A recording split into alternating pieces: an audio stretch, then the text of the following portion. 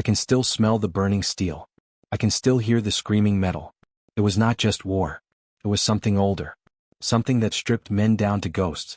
My name is Earl Thompson. I was 19 when I first saw a man die, and 20 when I stopped counting. They say time heals all wounds. But time never drove a tank through hell. It was late winter, 1944, somewhere near Bastogne. The world was frozen, but the war was burning hotter than ever.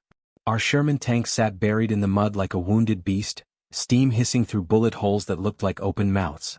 I was the gunner, the eyes of the beast, as our commander, Sergeant McCready, used to say. McCready was from Oklahoma, all dust and drawl, a man who could light a cigarette while shells screamed overhead.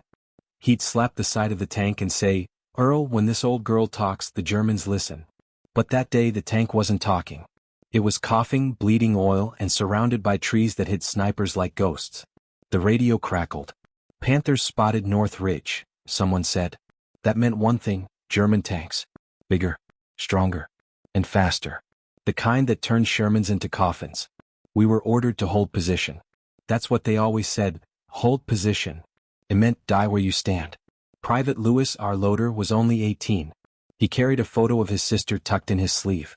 He'd show it to us before every battle. "She's waiting for me to teach her to ride a bike," he'd whisper. I used to smile. But that morning I just nodded. I couldn't lie anymore. McCready looked at me. "Earl, if we get hit, you keep your head. No matter what happens, keep firing." I said, "Yes, sir." But my hands were shaking. When the first shell hit, I did not see it. I felt it, like someone punched the air out of the world. The tank lurched sideways, lights died, and the metal screamed louder than we did. Lewis was thrown against the side, his head bleeding. McCready shouted orders, but the words were buried under thunder. "Fire! Fire!" I loaded. I aimed. I fired. The shell roared, and for 1 second I thought I'd silenced the sky. But another explosion came. Then another. We were not fighting men. We were fighting shadows behind fire. Our driver, Hank, tried to reverse, but the tread was gone. Flames licked up the sides. McCready kicked the hatch open. "Out! Out!" Lewis crawled first. Then me. Then McCready. Hank didn't make it.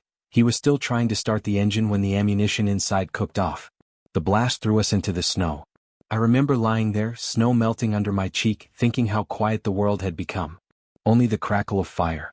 Only the hiss of death settling down. McCready was half conscious, blood running down his face.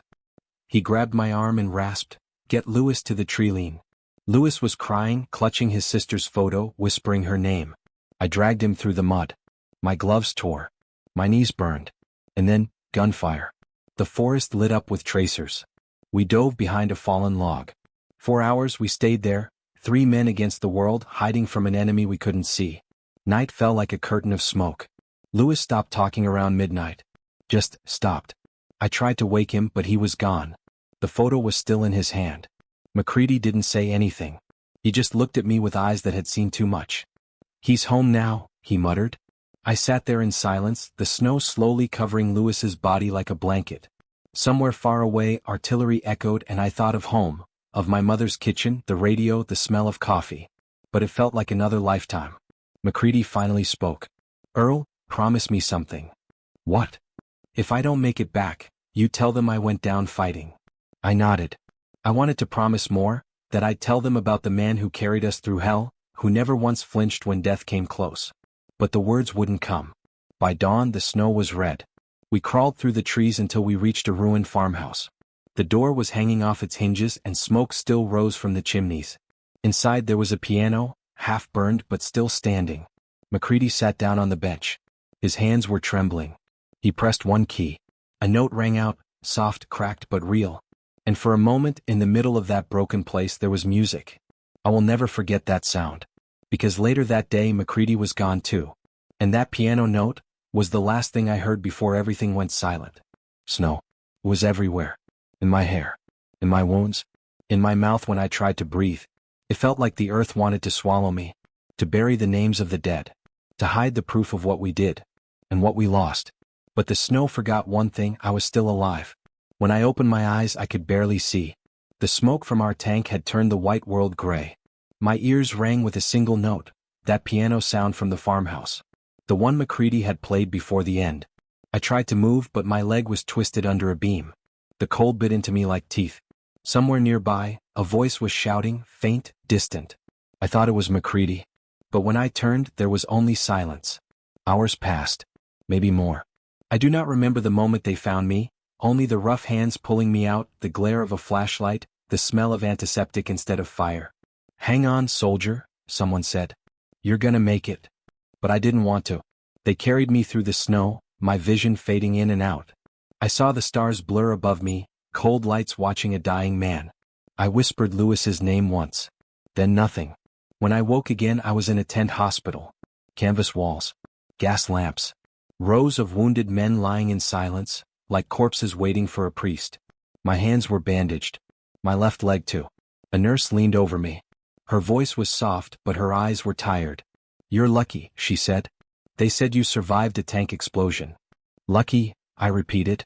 The word felt wrong in my mouth. She gave me water, then walked away. Her name tag said Grace. Across from me, a soldier was whispering to himself, rocking back and forth. His uniform was scorched black. I realized he was counting, 1, 2, 3, 4, and every time he reached 10 he started over. The doctor said he'd been in a foxhole when his entire squad was buried alive. Counting was the only thing keeping him from screaming. That night I could not sleep. Every time I closed my eyes, I saw Lewis's face. The photo of his sister. The look in MacCready's eyes when he told me to promise. But what promise meant anything now? The war was still raging. Men were still dying. And here I was, breathing someone else's air. A few days later, they sent a chaplain through the ward. He carried a notebook full of names, men who had died, men who were missing. When he stopped by my bed, he flipped a few pages and frowned. "Earl Thompson?" he asked. "Yes, sir." He hesitated. "They had you listed as Kia, killed in action." I stared at him. "Then why am I still here?" He smiled sadly. "Because sometimes death makes mistakes." He walked on, leaving me with that thought. I stared at my name written in his notebook, crossed out, then rewritten. Like even God wasn't sure what to do with me. Weeks passed. My wounds healed, but something inside didn't. I didn't talk much. Didn't laugh. Grace tried to get me to eat. Tried to get me to write home. But I couldn't. How could I tell my mother that her son had survived when better men hadn't? One morning she brought me a letter. "This came for you," she said. It was from the Army Command. A medal recommendation for bravery under fire. I almost laughed. Bravery? I hadn't been brave. I'd been terrified. I just refused to die. That night I tore the paper in half. Then in quarters. Then smaller until it was just dust in my palm. I whispered to MacCready's ghost, "You deserved it more." The next day I asked to be reassigned. I didn't want a desk job. I wanted back in the field, not to fight but to find the ones who were still missing. They sent me to a recovery unit, men whose task was to locate destroyed vehicles, identify bodies, and bring home the fallen. That was where I saw it again. Our tank. Half buried in the mud, tracks twisted like broken bones, the number C-17 barely visible under frost. I stood there for a long time, unable to breathe. The hatch was still open. The seat where Hank had died was blackened. Inside, I found a melted fragment of the piano key MacCready had pressed. I do not know why, but I took it. Slipped it into my pocket like it was something holy. That night, by the campfire, I held that white piece of ash in my palm and thought, maybe survival isn't a gift. Maybe it's a debt. A young soldier beside me said quietly, "Sir, how do you keep going after what you've seen?" I didn't answer right away. The flames reflected in his eyes, the same fear I once had. Finally I said, "You don't keep going. You just don't stop." He nodded, not fully understanding. Neither did I. When sleep came, it wasn't rest, it was memory. I dreamed of Lewis running through snow holding that photograph. I called out to him, but the wind swallowed my voice. Then the piano note played again, echoing through the frozen forest. And when I woke up, I was crying. Not because of what I had lost, but because, for the first time, I remembered the sound of music in a place where everything else had died. That's when I realized, the snow hadn't buried their names. It had preserved them, waiting for someone still breathing to tell their story. And that someone was me. The ground still smelled like death. Even after months, it lingered. In the trees. In the wind. In our boots. War has no expiration date. Only new names written on old graves. We buried the bodies. But the voices stayed. And I could still hear them whispering. It had been 3 months since Bastogne. The snow had melted into a field of mud, swallowing tank tracks and blood alike. My recovery unit moved from village to village searching for what war left behind. Bones, helmets, tags, sometimes entire stories that never made it home. We were called the cleanup crew. I used to think that meant we were erasing death. But the truth was we were the only ones left listening to it. One morning we were assigned to a place the locals called Still Tal, Silent Valley. The name made my stomach turn. The forest was quiet, too quiet, as if the birds themselves refused to sing. We parked the jeep near the ruins of an old church. Its steeple had been split in half by artillery fire, and a single bell hung sideways, frozen mid-swing. Sergeant Dunley led our small team, a rough man with a kind heart. "All right, boys," he said, his voice hoarse. "We dig, we tag, we move. No heroics. Just work." I nodded, clutching my shovel. Every dig felt like opening another wound. We found fragments first, helmets, boots, broken rifles. Then we found the remains. Some German, some ours. No enemies here anymore, just bones tangled together under the same dirt. As I worked, I noticed something odd, a patch of ground slightly raised, covered by charred wood. I brushed it aside and saw metal. Not a gun. A box. It was scorched but intact. On its lid, faint letters carved by hand, Für Elise. The name hit me like a chord. It was the title of a piano piece, the same melody Macready had played before he died. My hands trembled as I pried it open. Inside was a small notebook, edges blackened, but most pages still legible. It was written in German. Dunley crouched beside me. "What's that?" "A diary," I said. "A soldier's." He sighed. "Keep it if you want. Just tag the spot." That night, while the others slept, I sat by the campfire and opened it again. The handwriting was careful, almost gentle. The first line read, December 15, 1944.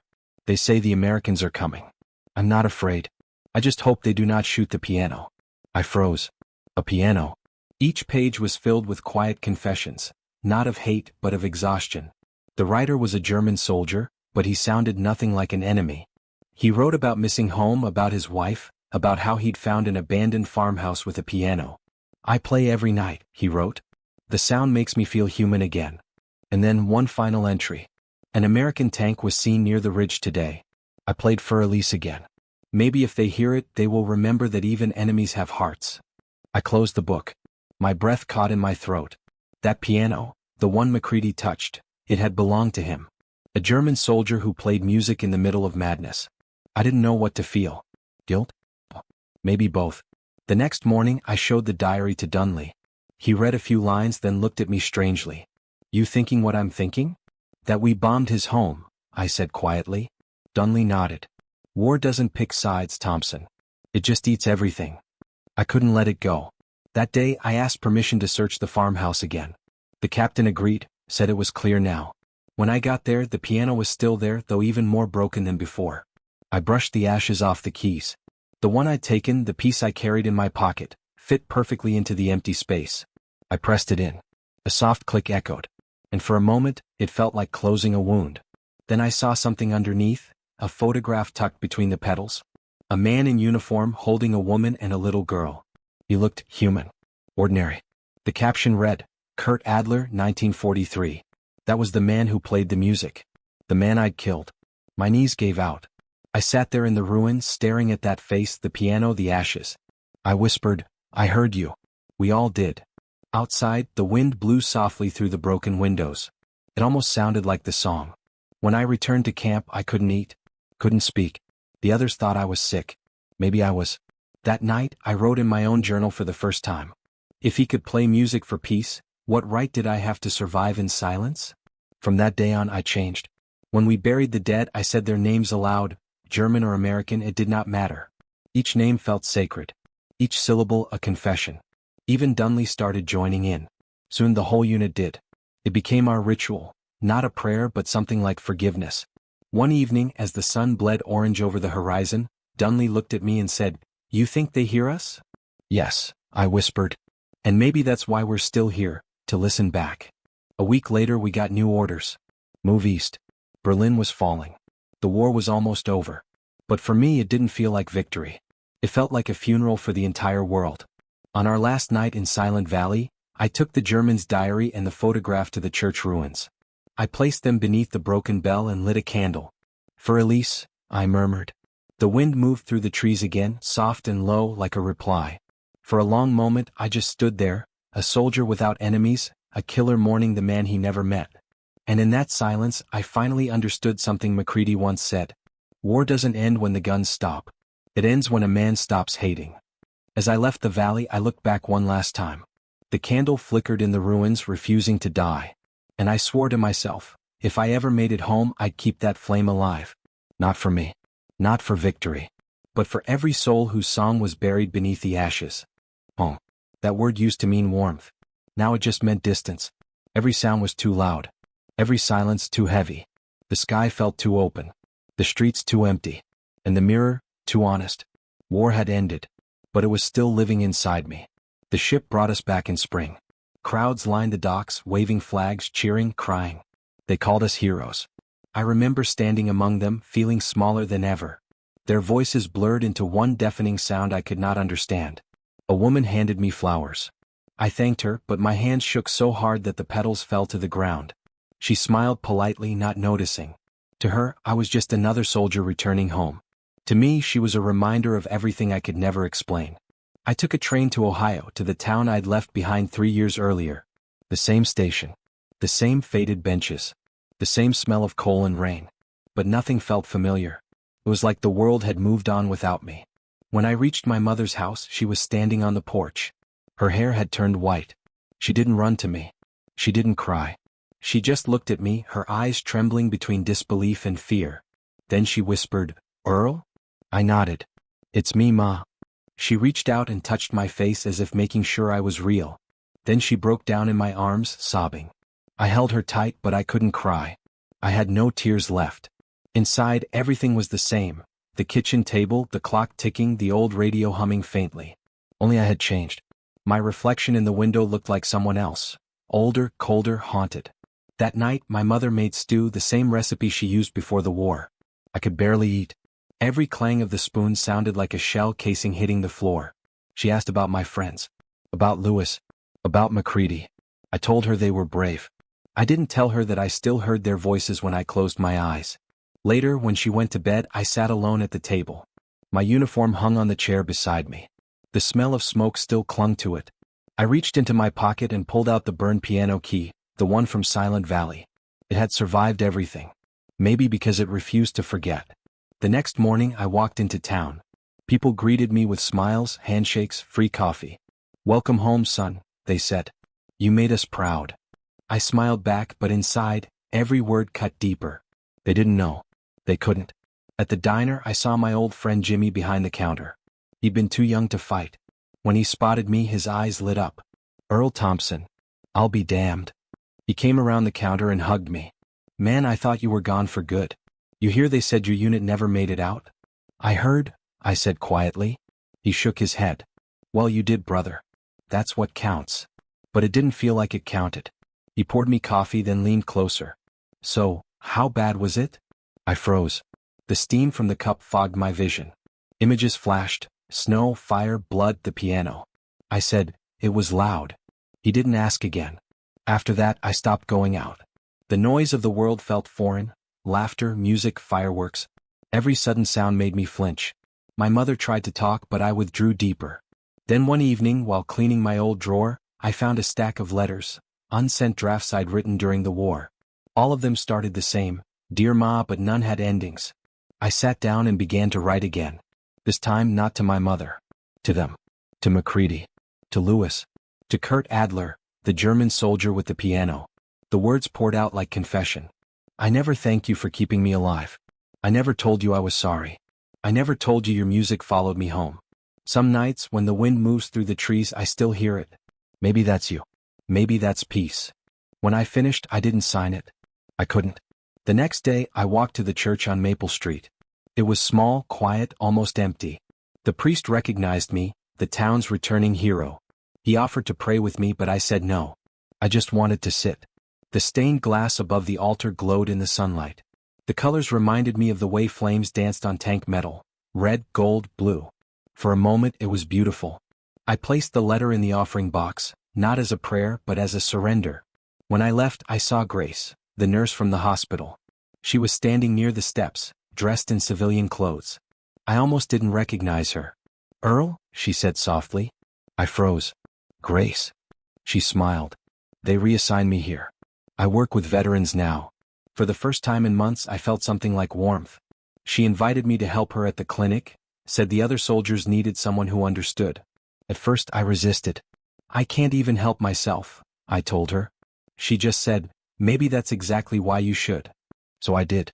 At the clinic I met men who were mirrors of me, broken, quiet, carrying invisible wounds.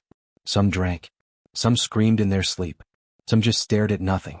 One of them, Private Hall, used to sit by the window humming the same tune every day. One afternoon I recognized it. "Für Elise." I asked, "Where'd you learn that?" He said, "A German played it once during the war." Stuck in my head. I nearly broke down right there. I realized then, the music had crossed the front lines, the oceans, the years. It had survived longer than any of us. Grace saw the look in my eyes. "You okay?" I nodded slowly. "I think I finally am."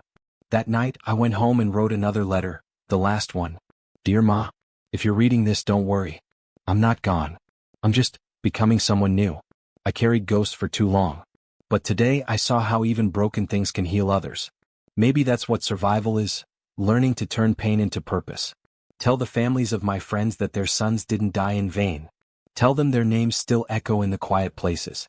And if someday you hear music playing in an empty room, maybe that's them reminding us that love never dies. Your son, Earl." I sealed the letter and placed it beside the piano key on my desk. Outside, the wind blew through the trees, soft, gentle, almost like a melody. For the first time in years I didn't hear gunfire. I heard peace. 40 years. That's how long it had been. 4 decades since Silent Valley. Since the snow. Since the music. Since the fire. The world had changed, but I hadn't, not really. I had grown old, yes, but the memories never aged. They just grew quieter, like an echo moving down an endless hallway. I was 72 when the letter arrived. It came from Germany. The envelope was yellowed, the handwriting careful and formal. The return address read, Friedensdorf War Memorial Committee. Inside was a short note in elegant script. "Mr. Earl Thompson. We are restoring the area once known as Silent Valley, now a memorial for soldiers of both sides. We discovered artifacts beneath the soil, one bearing your name. We would be honored if you attended the unveiling." I read it 3 times. Then I set it down beside the piano key, the one I still kept in a small wooden box. For a long time I just stared at it. That night I called Grace, my wife now, after all those years of tending to wounds together. She listened quietly, then smiled that same soft smile that had saved me once. "You should go," she said. "You owe that boy in the valley one last visit." So I went. The plane touched down in Frankfurt under a gray, forgiving sky. The air smelled of rain and old earth, familiar in a way that hurt. A young volunteer from the memorial committee met me with a small car and a respectful silence. We drove for hours through rolling countryside, past villages rebuilt and forests reborn. Yet beneath the peace I could still sense the ghost. When we finally stopped, my heart began to race. The field looked different, greener, softer, but the slope, the distant tree line, the curve of the stream. I knew them instantly. "This is Silent Valley," the young man said. "We found remains of a farmhouse here. We also found this." He opened a case and revealed a blackened piece of wood. My breath caught. It was a fragment of a piano. And etched faintly into the side, beneath soot and age, was a small carving, a word in careful English letters, "Peace." My hands trembled. I touched it gently as if it might still sing. "Where did you find it?" I whispered. "Under the old foundation," he replied. There were 2 skeletons nearby, one in an American uniform, the other in German. They were side by side. For a moment I could not speak. The air left my lungs like a confession. Side by side. Maybe fate had a sense of mercy after all. The ceremony began near sunset. Locals gathered, veterans too, gray-haired men who had once been enemies now shaking hands. Flags of both nations fluttered together. Children released white balloons into the sky. When they asked me to speak, I almost refused. What words could possibly fit the weight of what I had carried all my life? But then I saw the faces, the young, the hopeful, the ones who would never know war the way we did. I stepped to the podium, my voice unsteady but clear. "I was here once," I began, "when this place was not a valley of peace but of fire. I was young, angry, and afraid. And I thought the world could only be divided into 2 sides, ours and theirs. I paused, letting the wind move through the grass. But in this very spot, I heard something that changed me forever. A piano. The song. Played by a man who should have been my enemy, but who, for a few minutes, reminded me what it means to be human. I took the small piano key from my pocket, held it up. This survived the war. And maybe that's the point. That music, kindness, and forgiveness are stronger than hate, even when everything else burns. The crowd was silent. Some wiped tears. Others bowed their heads. Afterward, the young man led me to a small memorial stone near the stream. 2 names were carved into it, one American, one German. Below them, a single phrase, "Where music ended, peace began." I knelt there, knees aching, and placed the piano key at the base of the stone. "Hello again," I whispered. It took me a long time to come back. The wind answered softly, brushing through the tall grass like fingertips across ivory. I closed my eyes. For the first time, the valley felt silent in the right way. That night, I stayed at a small inn nearby. Could not sleep. My mind drifted back to that winter, the snow, the flames, the music. But now the memory didn't crush me. It simply lived beside me. Near dawn, I took a walk back to the field. The mist hung low, turning everything silver. As I reached the memorial, I saw something odd, a shape half buried near the edge of the stream. I knelt and brushed the dirt away. My fingers found something smooth, white, fragile. Another piano key. It wasn't burned. It was whole. I turned it over in my hand, tears spilling freely now.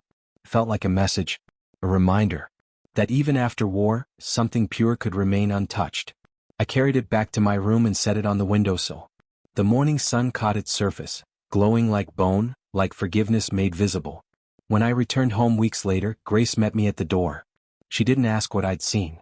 She just hugged me and said, "You found what you were looking for, didn't you?" "Yes," I said. And something I wasn't. That evening, she sat at our old upright piano, the same one I'd avoided for years, and began to play.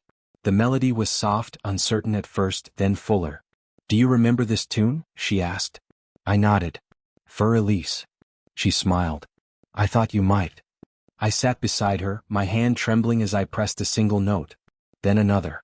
And slowly, together, we played the rest. The sound filled the room like light through an open door. Every chord felt like a heartbeat rediscovered. When the last note faded, I realized I was crying, not from grief but from gratitude. Because after all the noise, all the years, all the ghosts, I could finally hear the silence, and it was beautiful. I looked at Grace. "You know," I said quietly, "I think the war ended twice. Once on paper, and once tonight." She touched my hand. "Then let it stay ended." Outside, the evening breeze moved through the trees, carrying the faint echo of the melody out into the world, across fields, oceans, time. And somewhere, I imagined, a young soldier and a German boy were smiling, sitting beside a piano that no longer burned.